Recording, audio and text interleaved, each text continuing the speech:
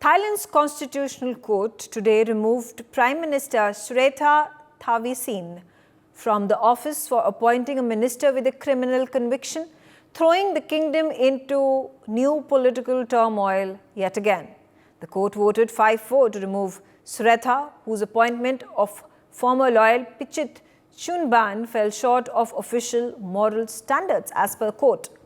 Pichit Chuenban was jailed for 6 months in 2008 for contempt of court conviction. For his appointment as a cabinet member, Srettha was ruled to have breached the laws of ethics. Just last week, the Constitutional Court dissolved the anti-establishment Move Forward Party, Thailand's hugely popular opposition. Now, Srettha has been removed. He came to power merely a year ago, and his removal means the parliament must convene to choose a new prime minister. There is a chronic political instability in Thailand, which is marked by coups, street protests, and frequent court interventions. In fact, Srettha's Pheu Thai party and its predecessors have borne the brunt of this turmoil. Two of its governments have been removed by coups in a long-running grudge match between the party's founders and the royalist military. The decision could rock a fragile truce in the political circles in Thailand. Let's start off this conversation. Joining me on the telecast is Dr. Mano Lohavanich, who is the Vice Dean for International Affairs, College of Social Innovation, Rangsit University. Thank you so much for joining me. And if you could care to, make us understand about what has happened today. How was the Prime Minister of Thailand removed by the courts, and the following upheaval that is going to take place till the time there is a new Prime Minister that is appointed? Yes. Well, Mr. Srettha, he was a businessman. He's not a politician.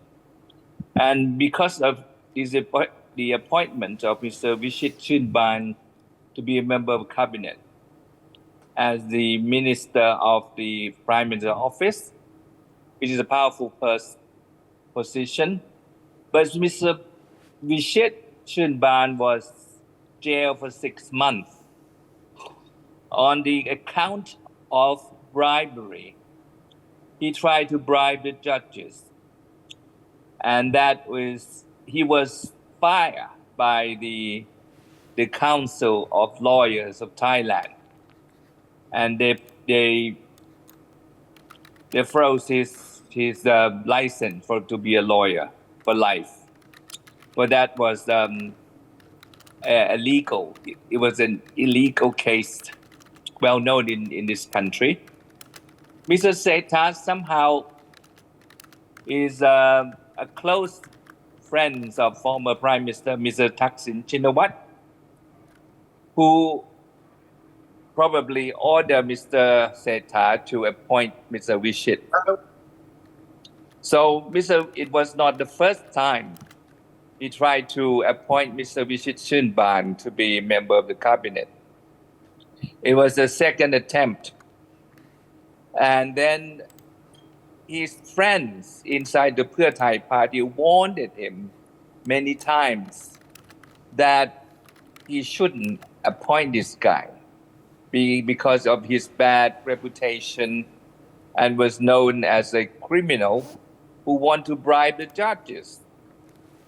Now, after it became a big news, then many senators warned him in public media. Said they warned him that he must not do this, otherwise he will file litigation to the Constitutional Court.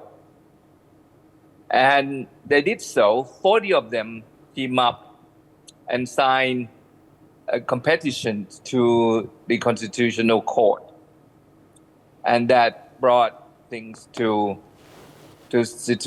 they decide the case. The decision, the wording that the judges gave was very strong against Mr. Srettha. That Okay. knowingly, he knowingly appoint this guy and propose it to be to sworn in as minister to the king, which is officially done. Mr. Pichit finally, he couldn't tolerate the pressure and he resigned. But Mr. Srettha, probably he thought that there is nothing to worry about. And he consulted with some lawyers and think it should be okay. But the judges didn't believe him. You know, it's also interesting because just in the last few days, there has been stringent action that has been taken on the opposition party. It has been dissolved. There comes a time that in Thailand for the last 2 decades, there has been turmoil, there is political instability. Can all be blamed on the Prime Minister, Srettha? And No. This is solely his doing that there has been political turmoil? Because the roots of the instability in politics in Thailand go way back. Yes, we have more than 18 coup d'etat. Almost of them were accepted by the people. But the military regime wrote this new constitution about 7 years ago, which put the Prime Minister Pichit Chuenban as the head of the government. And it was voted by the people, and they accept the new constitution. And many people were trying to amend the constitution or even rewrite the constitution as a whole. And the Constitutional Court is independent body, and they have a lot of power with 9 judges. So they dissolve this because in the campaign of the Move Forward Party, they want to eliminate the lèse majesté law, which is a very sensitive issue in this country. Okay, all right. Let us get another panelist as well, and Ambassador Pradeep Kapoor. Let's try to understand from you as well about Thailand and the state of political instability that it has seen in the last several years, 2 decades, to talk about what has recently happened. And as Dr. Manu said, 80 coup d'etats that have happened. It's perhaps unheard of any political establishment in any part of the world, in any country of the world. Why do we see Thailand to be in such a volatile political ecosystem? Thank you, Megha, and thank you to Professor Manu for giving this, background, which is very enlightening. Of course, I have been associated with Thailand over significant stints of my career as a director, South and Indo-Pacific, when I interacted a lot with the Thai policymakers and leaders. Then also as the Additional Director General and Acting Director General of the Indian Council of World Affairs, and also as Joint Secretary SAARC in the Ministry of External Affairs, and finally as Ambassador of India to Cambodia when we organized the first India-ASEAN Summit. So we were in close contact, and we have seen a lot of the aspects which Dr. Manu has mentioned, including the aspect of the lèse majesté law, the aspect of the king's sister, who was very active in the Cambodia and Angkor Wat temples and would visit there frequently. And at some stage, there were discussions that she may be chosen as the next reigning monarch. So Thailand has had a history of, political instability, coups, 18 coups, as Professor Manu mentioned, and also a lot of friction between the parties and the palace on various issues. And Thaksin Shinawatra has been one of the factors from the business community, from the corporate sector, who's been like Donald Trump in some ways, divisive also, and trying to take the country forward also. but also with a lot of charges of corruption and having to flee into exile and coming back, and the army against him, etc. So I have lots of friends in Thailand, and they do talk about all the instability and the chaos which happens. But for me, when I sit here and look at the situation in the subcontinent, in South Asia and Southeast Asia, it is a matter of grave concern for me, because first we had Bangladesh, which suddenly, the regime was toppled over through whatever means which didn't seem justified, and through external intervention primarily, and created a lot of chaos and havoc in a country which has a large population of Hindus and other minorities. And persecution and killing and murders and rapes and destruction of temples is happening there, and wanton looting is also happening. Now, Thailand, I hope, it was a constitutional court which gave this decision 5-4, very narrow margin, I must say. And Srettha would probably be Shrestha in the sense of, clean or pure or white. But he has also had a lot of trouble in governance, and having Thaksin Shinawatra breathing down his back and insisting on changes has created complications for him. So we'll have to only hope that the situation does not deteriorate further, but is brought under control quickly, because Myanmar also is heading towards a lot of instability and disruption and divisiveness, and almost on the verge of breakup. So to have so much of problems on India's neighborhood is very problematic for India, because India itself has its own issues which can be lit up, and it can create a lot of complications.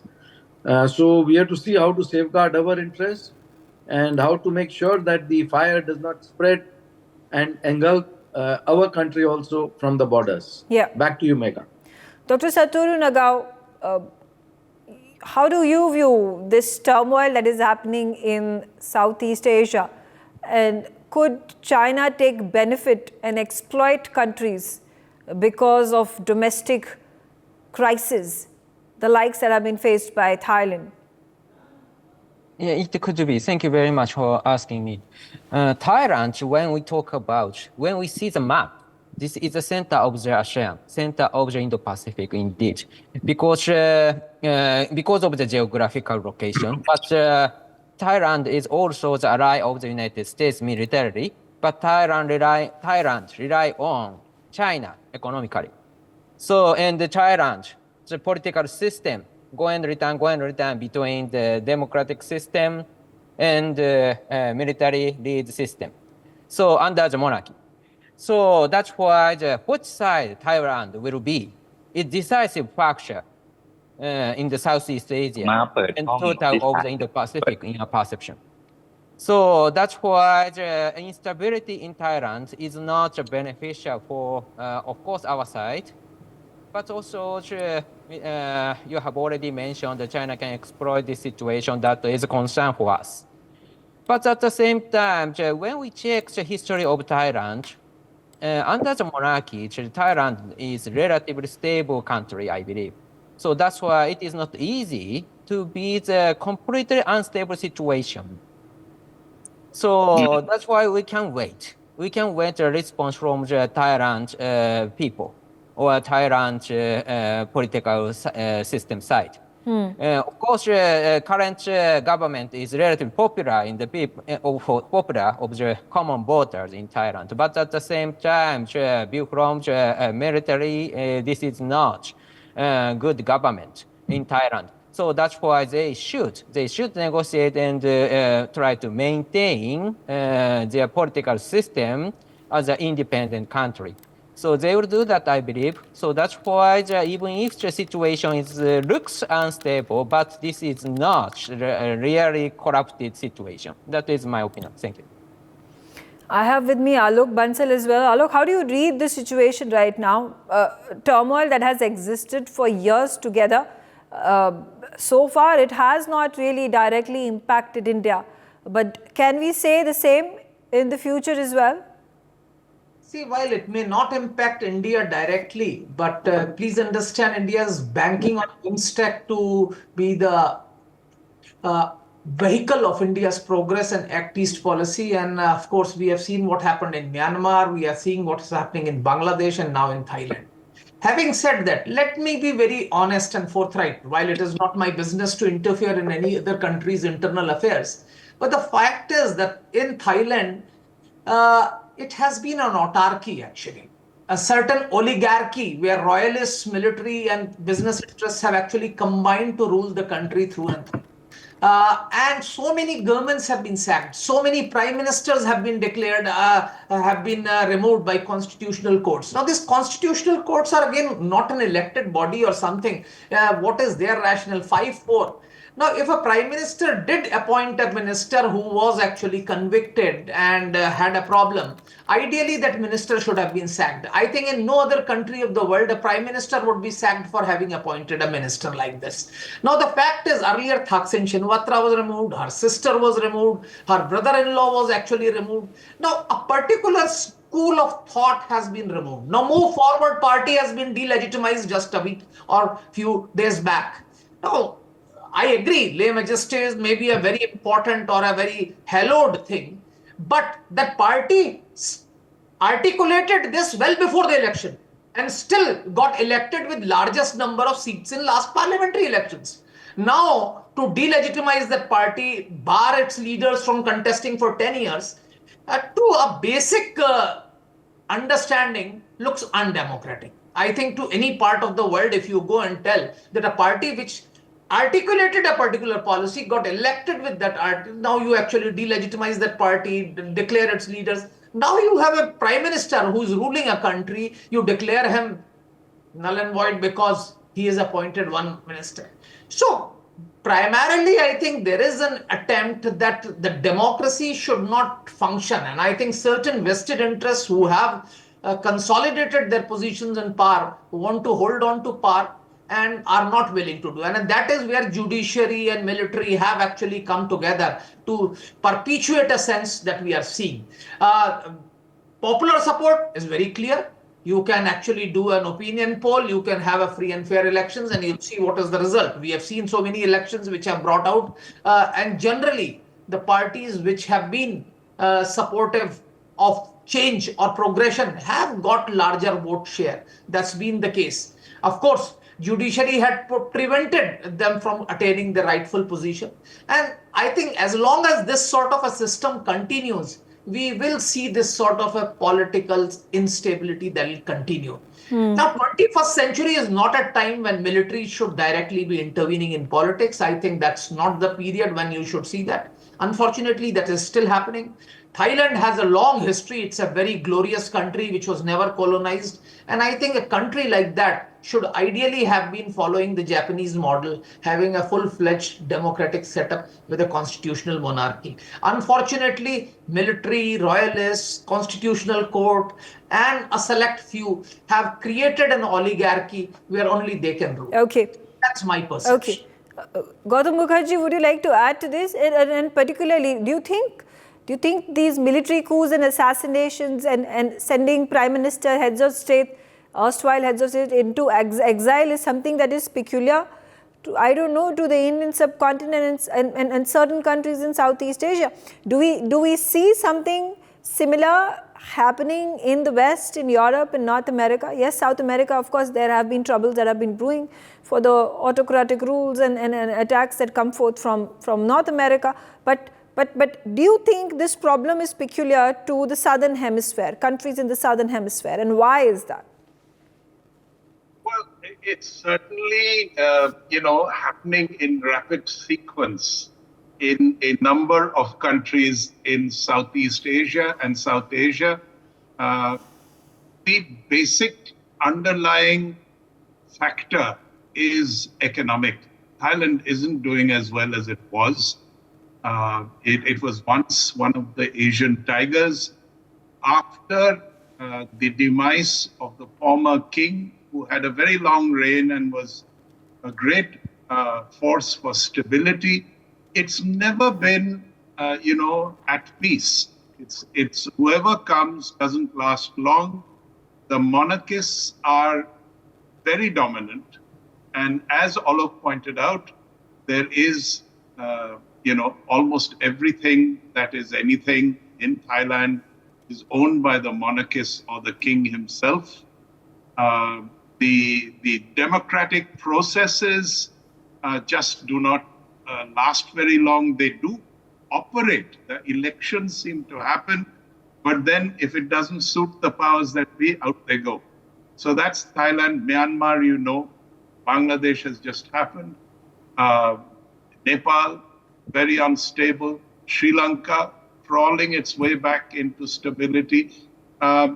This is all, if you look at what is common in all these places, is a great economic malaise out of which unrest happens. Then usually the military cracks down. There is also a Chinese factor. Thailand has long been on the Chinese radar. They want to make a canal there to stop their reliance on the Malacca Straits. The Thais have been resisting it. It's not easy to make a canal, and it doesn't happen overnight. Even the Panama Canal took years to build, but that was then. Perhaps it can go a lot faster in 2024 onwards than it did in the early part of the last century. But the tourist influx in Thailand now is mainly Chinese. So there is there's a lot of dependence on tourism, but the composition has changed. It's mainly Chinese nowadays, which tells you something. So in all of these countries, or many of these countries, there's a Chinese factor, which is hovering around looking for its own advantage.